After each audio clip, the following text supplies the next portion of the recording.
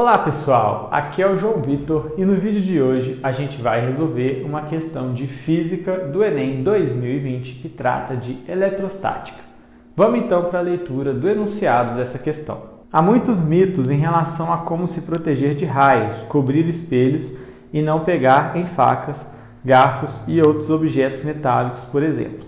Mas de fato, se houver uma tempestade com raios, alguns cuidados são importantes, como evitar ambientes abertos. Um bom abrigo para proteção é o interior de um automóvel, desde que ele não seja conversível. Qual o motivo físico da proteção fornecida pelos automóveis conforme citado no texto? Então, é o seguinte, o próprio texto te dá uma dica de que automóveis são bons abrigos de tempestades com raios, desde que eles não sejam conversíveis, desde que eles não tenham abertura.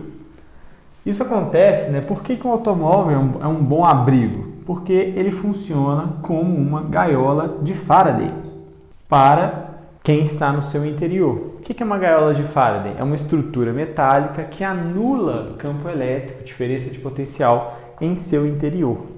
Então esse interior está blindado eletrostaticamente. Se há uma diferença de potencial aqui externa, vamos supor que eu tenho uma região em que há uma diferença de potencial, aqui um campo elétrico e tal aqui fora, isso faz com que esse campo elétrico externo vai gerar uma movimentação das cargas da estrutura metálica. Essas cargas, né, esses elétrons livres no metal aqui, vão tender a se alinhar e ser atraídos para a região positiva do campo elétrico externo. Isso vai gerar uma região com excesso de cargas negativas e uma região com falta de cargas negativas aqui em cima, gerando, de novo, outro campo elétrico, outra diferença de potencial pela estrutura. E essa diferença de potencial gerada acontece no sentido contrário da externa. Então, externamente, o campo elétrico, a diferença de potencial é num sentido, internamente é no outro sentido. Então, esses campos elétricos se anulam. Aqui dentro, então, você tem uma região em que há a blindagem dessa região, desse espaço, porque existem campos elétricos que se anulam ali dentro.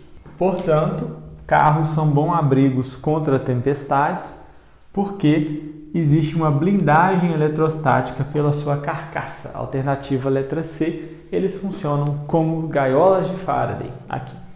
Não é por conta dos pneus, né? A ideia do conversível não funcionar te dá uma dica disso. Se fosse por conta dos pneus ou qualquer outra coisa, um carro conversível funcionaria.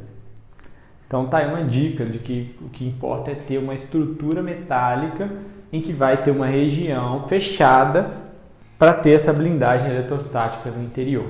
Então tá aí uma questão de física, de eletrostática do Enem 2020. E é assim que se faz essa questão.